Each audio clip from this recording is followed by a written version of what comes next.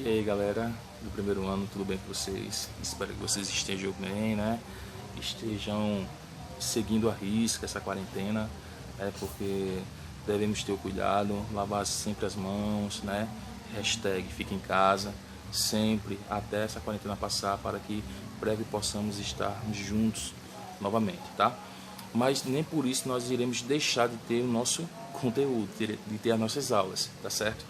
E esse assunto que eu irei passar agora nessa videoaula é sobre a origem da vida, tá? Um assunto legal, show de bola aí para quem tem algumas ideias, algumas dúvidas sobre isso aí, sobre como foi formado, como originou a vida no nosso planeta, tá? Eu vou resumir em dois conceitos centrais, tá? Esses conceitos, essas teorias são chamadas de teoria abiogênese ou geração espontânea, tá certo? E teoria da biogênese, certo? O que seria geração espontânea? Para os pesquisadores e cientistas da época, eles acreditavam que a teoria da geração espontânea é o seguinte: todo ser vivo vinha de um ser inanimado, ou seja, de uma matéria bruta.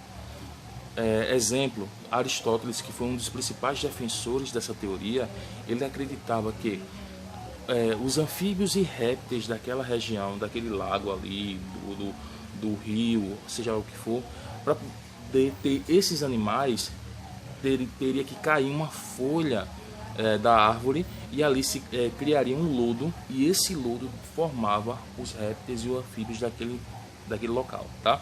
Então, para vocês imaginar aí, de uma matéria bruta surgiu a vida, o lodo formou a vida.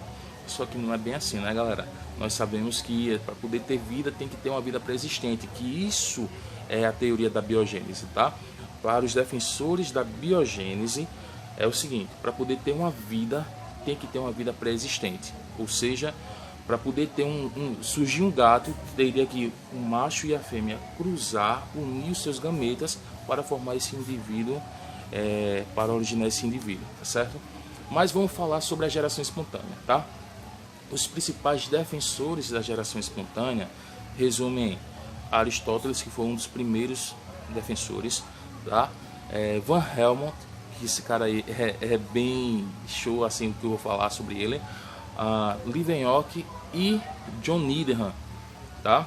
E os defensores da biogênese resumem-se em Francesco Redi, Lázaro Spallanzani e Louis Pasteur. O biquinho, Louis Pasteur. Mas vamos lá. Sobre Van Helmont. O que foi que Van Helmont fez? Ele criou, galera, uma receita, onde essa receita é o seguinte: era composta por uma camisa suada, tá certo?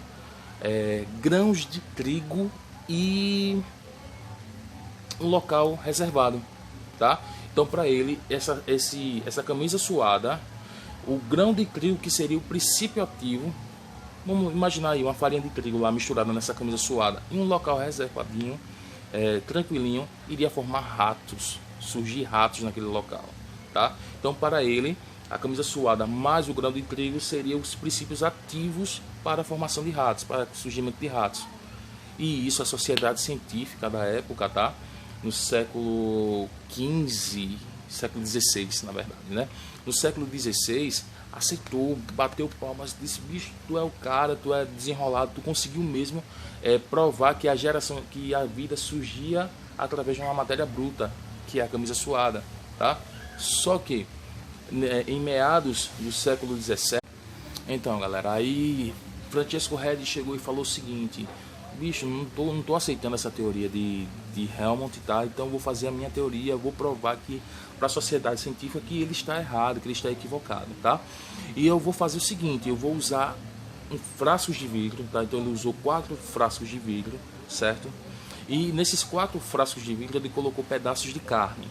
2 deles ele fechou com gaze, tá? Gaze é aquele instrumentozinho que usa-se para fazer limpeza de ferida ou algo do tipo. E 2 ele deixou exposto no ar, tá? Para que o ar pudesse circular tranquilamente, tá? Embora aqueles que estivessem tapados com gás também tivessem exposto ao ar, né? Não iria impedir do ar circular lá. Só que iria impedir um único critério aí, tá? Iria impedir moscas em cima, tá? Ambos, em todos os frascos, apodreceram, sofreram decomposição, tá? E a decomposição, o cheiro da carne em decomposição atrai as moscas, tá? Elas são atraídas pelo cheiro podre da carne, tá certo? Então foi lá que ele conseguiu desvendar esse mistério aí. Aqueles frascos que estavam tapados com gás, estavam moscas sobrevoando em cima, porém a carne estava intacta, ou seja, só no estado de decomposição naturalmente, tá? Natural. Já aqueles que estavam destampados, aqueles que estavam livres, além de ter moscas sobrevoando em cima desses frascos, também existiam moscas presentes dentro dos frascos e na carne estavam cheios de larvas de tapuru, ou seja, larvas de mosca, tá? O velho tapuru. Aí ele deduziu o seguinte, que para poder surgir essas larvas de moscas na carne, teve que ter as moscas que é uma vida existente, teria que ter ido lá e pousado e liberado seus ovos. Ou seja, para poder ter vida, teria que ter uma vida pré-existente, tá? Nisso, Halley conseguiu quebrar naquele momento a teoria de Helmont, tá? E a sociedade científica aceitou realmente, poxa, você realmente está certo, e quebrou a teoria de Helmont, sendo assim, por aquele momento, a teoria da biogênese sendo aceita pela sociedade científica. Leeuwenhoek foi um cara que chegou e veio para bagunçar novamente esse conceito, tá? Ele criou um microscópio aí e nisso ele começou a analisar algumas amostras, principalmente sêmen de animais, tá? E ele chegou à dedução seguinte, que nos sêmenes desses animais existiam aminálculos, ou seja, micro-organismos semelhantes ao indivíduo original. Vou trazer agora, vou exemplificar aqui para vocês. Esses aminálculos para Leeuwenhoek, tá? É o seguinte, se ele fosse analisar o sêmen humano, tá, do homem, ele iria analisar um indivíduo idêntico ao original, só que minúsculo. E nisso a sociedade científica, eita, será que é verdade, será que não é? Até chegar a dois caras que iriam confrontar essa ideia de Leeuwenhoek, tá? Um que iria aceitar a ideia dele e o outro que iria quebrar a ideia deles, tá? Primeiro que iria aceitar, John Needham, um defensor também da geração espontânea. O que foi que Needham fez? Ele criou um caldo nutritivo. E esse caldo nutritivo era composto por matéria orgânica, tá certo? E essa matéria orgânica, ele conseguiu tirar todos os nutrientes dessa matéria orgânica, colocou no tubo, tá certo? E levou ao fogo. E quando ele levou ao fogo, galera, e eu quero que vocês memorizem isso aí, tá? Ele ferveu por 30 minutos apenas, tá? Esse foi a grande deixa aí da diferença entre ele, Needham, e Spallanzani, que eu vou falar já já. Needham, ele ferveu apenas esse caldo nutritivo por 30 minutos. Sendo assim, quando ele foi analisar esse caldo, ele percebeu que existia micro-organismos, tá? Bactérias. Então ele chegou à dedução seguinte, ó, tá vendo?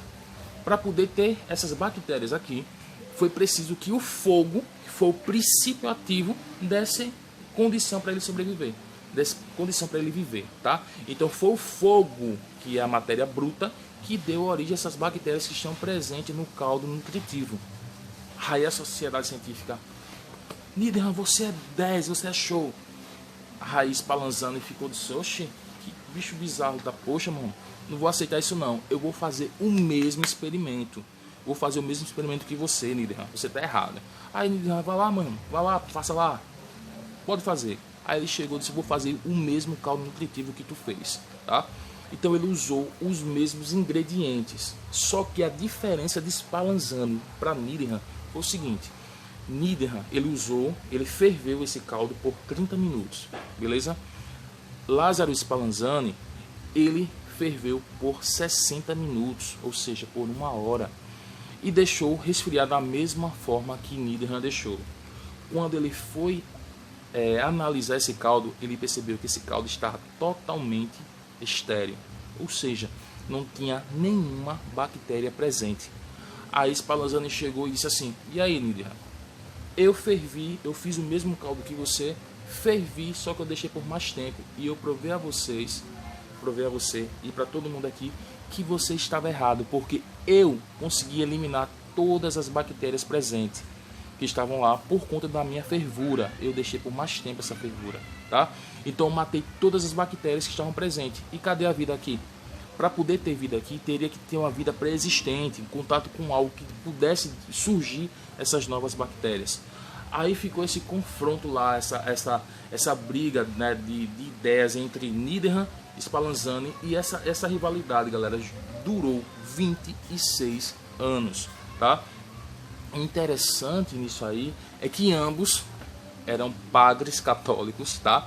Só que um era inglês, John Needham era inglês, e Spallanzani italiano, mas ambos acreditavam em Deus, só que um tinha uma visão da geração espontânea e o outro já da biogênese. Só para vocês, esse é só o nível de curiosidade, tá?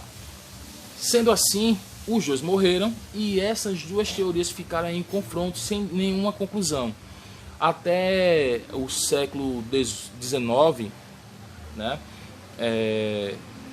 Louis Pasteur, a França, eles incentivaram os pesquisadores, dariam uma premiação para eles, para alguém que chegasse e concluísse essas duas teorias aí. Aí o que foi que aconteceu? Louis Pasteur, ele chegou e disse: não, deixa que agora eu vou fazer isso aí. Eu vou fazer o mesmo experimento que esses dois caras fizeram, tá? Vou fazer esse mesmo caldo nutritivo, porém eu vou usar o meu instrumento. Eu vou usar o meu frasco. E esse frasco que Pasteur trabalhou foi o frasco chamado pescoço de cisne, certo? E esse pescoço de cisne, ele conseguiu envergar o gargalo, tá certo? Com fogo, deixar realmente um pescocinho de cisne, colocou esse caldo nutritivo e colocou para ferver durante 60 minutos. Nesse tempo, ele percebeu, nesse período, ele percebeu o seguinte, que quando esse caldo nutritivo estava evaporando, ela formava gotículas de água, acumulava gotículas de água nesse gargalo, servindo assim como filtro. Aí a deixa do Pasteur foi o seguinte: depois que ele ferveu e esse caldo resfriou, ele abriu esse gargalo, tá certo? E deixou lá por alguns dias para ver o que iria acontecer. Nisso o caldo nutritivo ficou totalmente estéril. Então ele concluiu o seguinte: essas gotículas de água servia como filtro, uma filtragem para ele, tá? Para esse caldo nutritivo, impedindo que o ar impuro, que está repleto de bactérias, tocasse nesse caldo, fazendo com que esse caldo se tornasse fértil, tá? Então todas as bactérias que estavam presentes no ar ficaram contidas dentro dessas gotículas de água. E o ar que entrava apenas era o ar puro. Então o caldo ficou totalmente estéril. E isso ele repetiu por vários momentos, até chegar numa seguinte conclusão. Ele quebrou, tirando essa parte dessas gotículas, ele quebrou esse gargalo, deixando o caldo mais exposto ao ar. Quando ele foi analisar, ele percebeu que o caldo estava totalmente fértil, ou seja, estava completamente contaminado com bactérias, tá? Então o que foi que ele fez? O que foi que ele concluiu? Para poder existir bactérias aqui nesse caldo nutritivo, ele teve que ter o contato com o ar que estava rico em bactérias. Ou seja, para poder contaminar, para poder ter vida nesse caldo, teve que ter uma vida pré-existente, e essa vida pré-existente estava presente no ar, tá? Nisso aí, a sociedade científica aceitou. Pasteur ganhou um prêmio Nobel por isso, tá certo? Muito interessante, ele ganhou um prêmio Nobel. E até hoje, esse procedimento que Pasteur fez, né, no século XIX, ele até hoje é usado. Quer que eu diga o exemplo? Quando vocês tomam aquele leite em caixinha, aquele achocolatado em caixinha, você vai ver que tem lá o nomezinho pasteurizado, líquido pasteurizado. Bom, toda vez que vocês observarem esse nome pasteurizado, lembre-se que foi Pasteur que criou essa descontaminação desse líquido, tá certo? Foi um processo que Pasteur realmente fez isso aí, tá? Então eu espero que vocês tenham gostado. Qualquer dúvida, me pergunta aqui no grupo que eu irei responder vocês com o maior prazer, tá? Tchau, tchau, galera.